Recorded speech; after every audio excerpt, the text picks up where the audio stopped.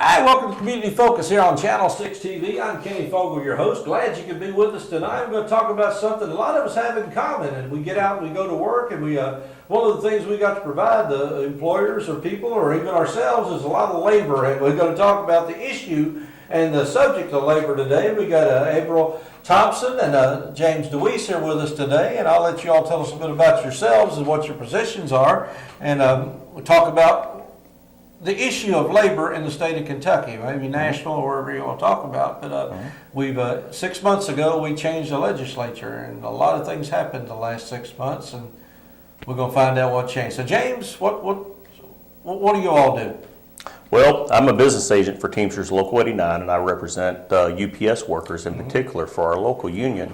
Our local union has about 17,000 members that encompass southern Indiana and a good portion of Kentucky. Yeah, and April, I know you even have a different role in that. Yeah, my name's Avril. Avril, yeah, okay. easy. That's okay. Yeah. Happens all the time.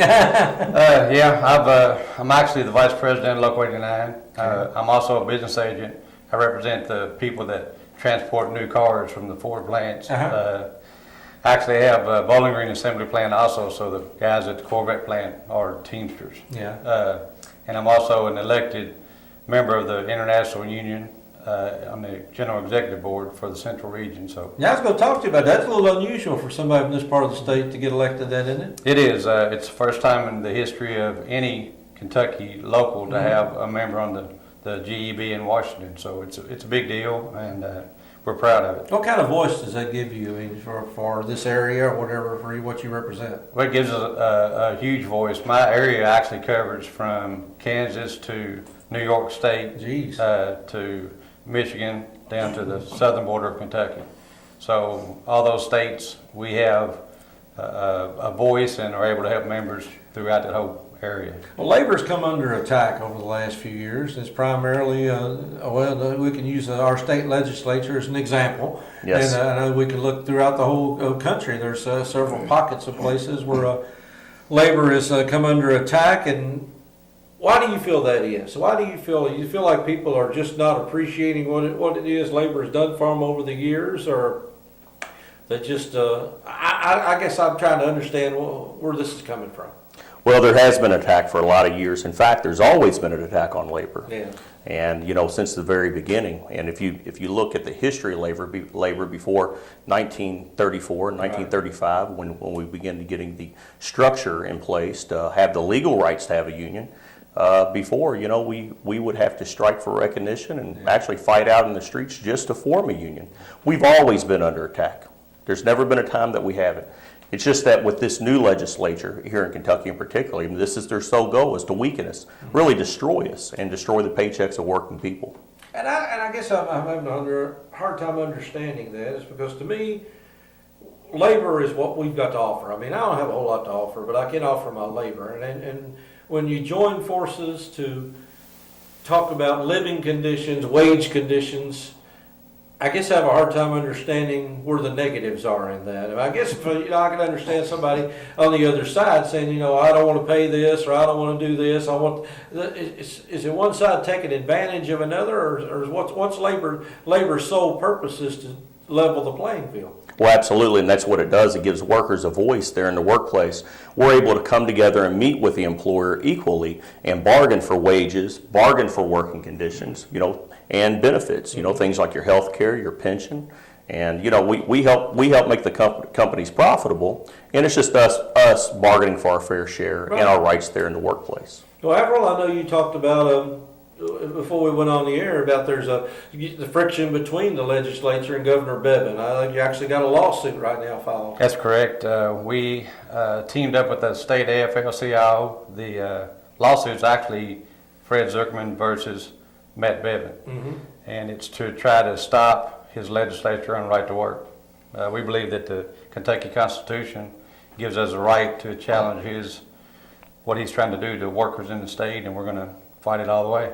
Okay, right to work. Now, that's the catchy phrase. The catchy phrase, obviously. That's one that somebody coined that makes it sound like you've got the right to go to work. But what exactly does that mean for somebody out there that's sort of a novice in this area? What exactly does right to work mean to the average person? Okay, right to work to the average person, like you say, if I say it to you, it sounds great.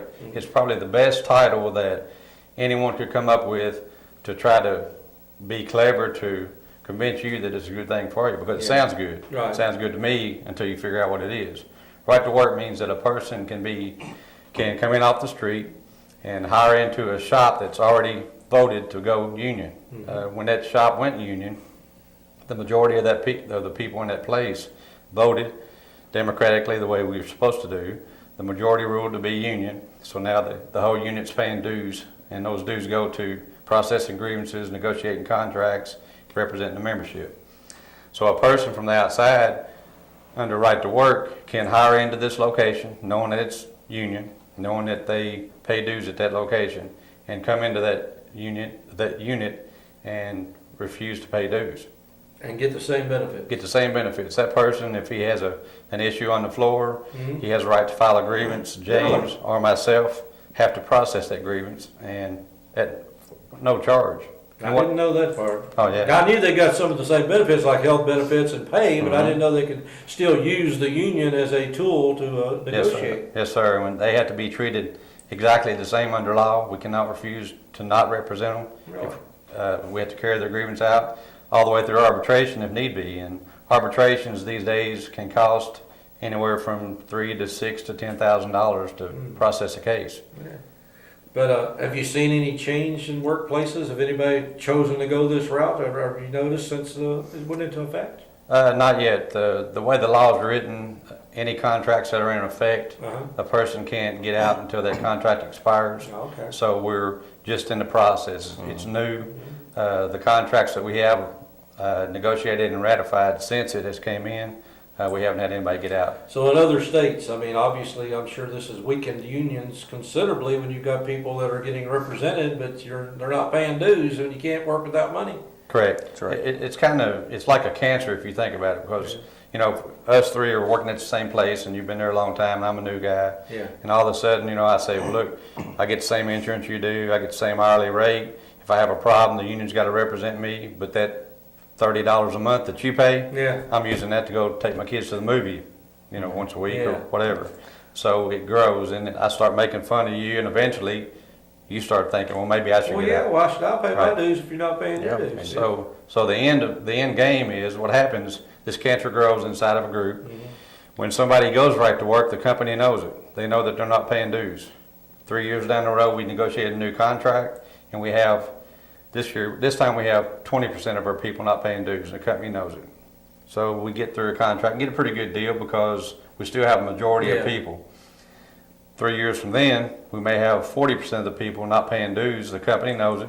They come in and they negotiate a contract that's substandard, knowing that we don't have the support of the people, because those people that are not dues paying members don't have strike benefits. Well, that's my next Strike. question. My next question was, if somebody is not a dues paying member, can they go on strike?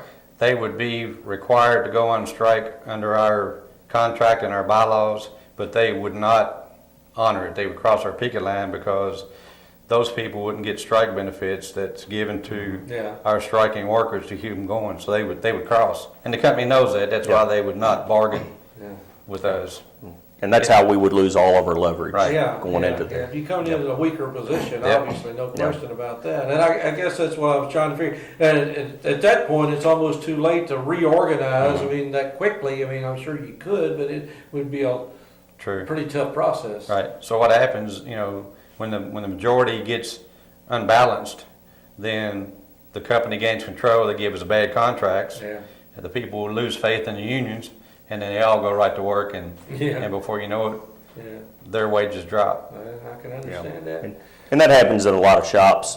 It has happened in a lot of shops throughout the country. We hope it doesn't happen here. We're working to educate our members to make sure that they understand that this could be the end result if they allow it to happen. Right. And as long as we have solidarity and stay united, we'll stay strong. But statistically and overall in other states, there has been a lot of problems with right to work. So what's the answer?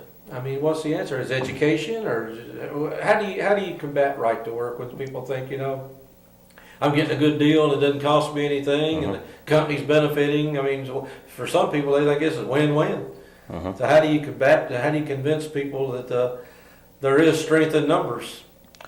Just have to keep organizing in education. And you know, the thing about it, we still need to continue to grow, be out there talking to our non-union workers as well, and work on organizing them. If you know, and that's a whole other point that we really need to make in the community is that if you're a non-union worker, you can form a union as well. Yeah. And you know, if somebody's out there and they're curious about how to form a union, all you need to do is go to our website, Teamsters89.com. And we have plenty of information, or call our local union, and we'll be happy to assist you in forming a union at your workplace so you can have a voice and you can have rights to negotiate a contract of your wages and benefits. Okay, well, I know you talked earlier about back in the 1930s and 40s and unions were first starting to come into existence, but it took them years. It took 20, 30 years for unions to actually come to the level where the companies were start paying attention. Yes. So we leveled out there for a while, so now it's sort of, I guess my thing is that we got fat and happy now and we're getting benefits we think are going to last forever, and we just don't realize that there's a chance we could lose them all in a short period of time. That's correct. It's interesting. Just today I had a conversation with a member that's going to be on layoff, and at this particular company, he gets his insurance paid weekly. So if he works 2 days in a week, he gets insurance for the week and so on. During a layoff, his insurance would stop, and he has a right to make co-payment or COBRA payments to keep it going. So he asked me, he says, what's our insurance cost me if I have to go pay it? It's like $347 a week for our plan. And he said, oh. And I said, so you didn't realize that's what you got through your contract? Yeah. And people that are non-union, that's what happens to them. They have to take what the company says they're going to get, and unions set the standard for even non-union companies. Like, you look at the Toyota plant in Georgetown, they pay very good wages, have good benefits. I know a lot of people that work there that are very happy, but they do that because they're combating the UAW. They don't want the UAW to come in. UAW, the UAW represents Ford and GM workers, and they set the standard for Toyota. Yeah. So if right to work happens the way that our government now wants it to do, and it busts unions, as soon as the union scale goes down, everybody else is going to go down with it. Yes. So it's All right, prevailing wage. I know that's the other big deal that's been under the microscope over the last few months. Now, where are we standing on that right now? Well, the repeal of the prevailing wage probably had the most immediate effect of any of the non-union bills that happened in the legislature, and really essentially what it done for the non-union workers felt the immediate effect. There was we've gotten reports of construction companies across the state who then went to their workers the moment it was repealed and reduced their wages because on these projects that they were forced to pay the prevailing wage, these non-union workers were making about a $48 an hour pay package, total package, and many companies eliminated all the way down to $15 an hour.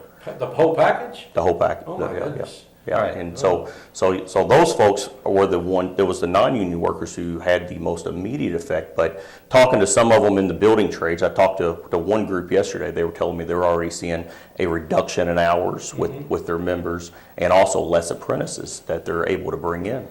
So right. And what it does, it causes when your wages are cut that low, the jobs wind up going to people from out of the state. Yeah. They come in and take those jobs. So our taxpayers' money was going to pay those higher wages so those people could live good doing those construction jobs.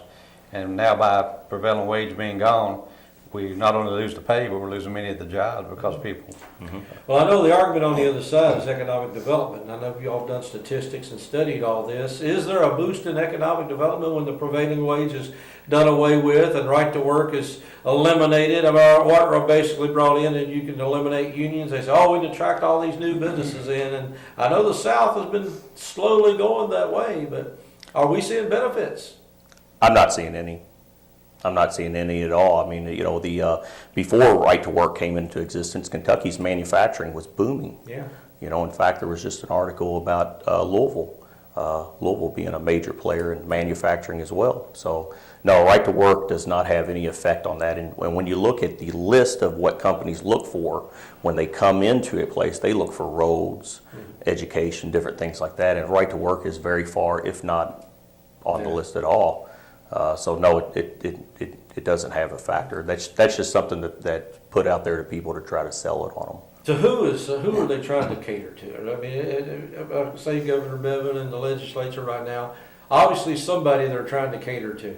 I mean, it's obvious, and you're saying it's not the average worker. No. Absolutely not. It's the rich and powerful, and I think, you know, anybody that's in this game or people that watch the news realize that there's the Koch brothers is a famous name Yeah. around the country. You know, they are multi-billionaires, from what I understand. They're throwing a lot of money into getting legislation and legislators elected to form government to work for the rich man Yeah. and for businesses, and that's what's happening to us. We're being overtaken by money. So what's the chance of the lawsuit? Does the lawsuit look like it may make a difference, or? It could, you know, it's similar to one that's going on in West Virginia. Yeah. West Virginia did the same thing right before we did. They've actually got to stay over there because they're in the legal action over it, so it's a possibility that could happen. Well, I know labor for a few years. Labor was, I'm going to say, got a little silent. I mean, I guess things were going well, and we didn't hear a lot of influence of labor. Is labor getting more, I guess, active and advocating legislation, candidates, things of that nature now, sort of rearing your head again? Well, you know, we really always have been active in politics. Yeah. We are getting stronger and stronger. A lot of people now, our members are getting more involved in it. They know what's going on, see what's happening. Like I say, sometimes you have to get slapped in the face to get woken Well, up. yeah, sometimes even your own members are voting against their own interests, and I've seen that a Absolutely. lot in the last few Absolutely. years. That's true.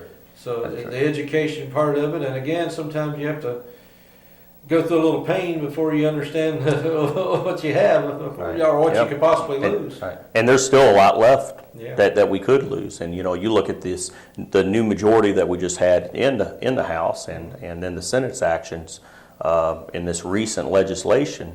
You know, there were several bills that didn't make it out that had a priority. One is our workers' compensation was going to be reduced.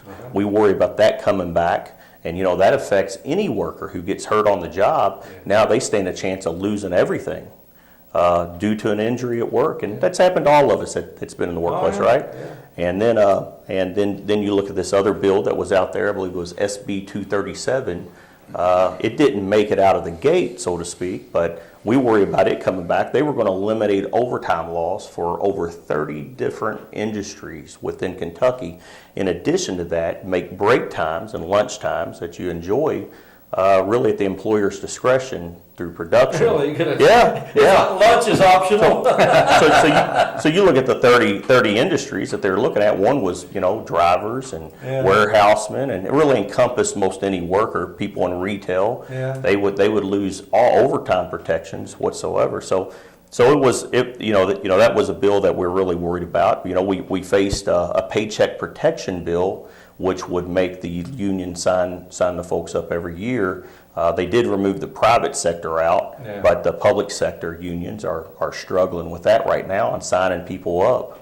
And you know, there's a multitude of other issues out there that we're worried about. I think one of the most immediate things that we're going to see is, you know, the Governor Bevan's calling for a special legislation, a special session for legislation on tax reform. Right. And what we're hearing, the tax reform that's being proposed is they're wanting to do away with state income tax, which sounds great, but increase the sales tax to 11%. Well, working families, you know, we spend our money. We earn our money, Yeah. we spend it.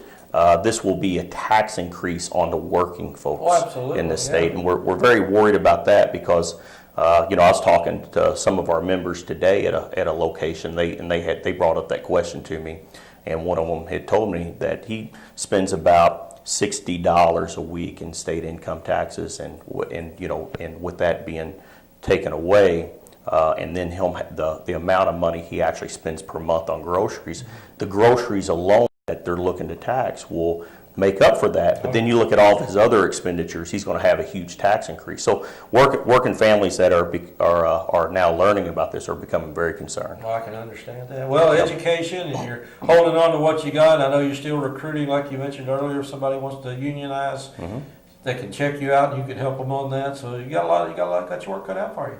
We do. Yeah, so, well, good luck. And I know, like I said, I know the trend, hopefully, things our pendulum goes both ways every now and then. The trend right now is to people are not paying attention to some of the benefits we've got over the years. And like I said, I've benefited from myself, so I understand exactly what we could lose. Yep. And I'd hate to go back to that.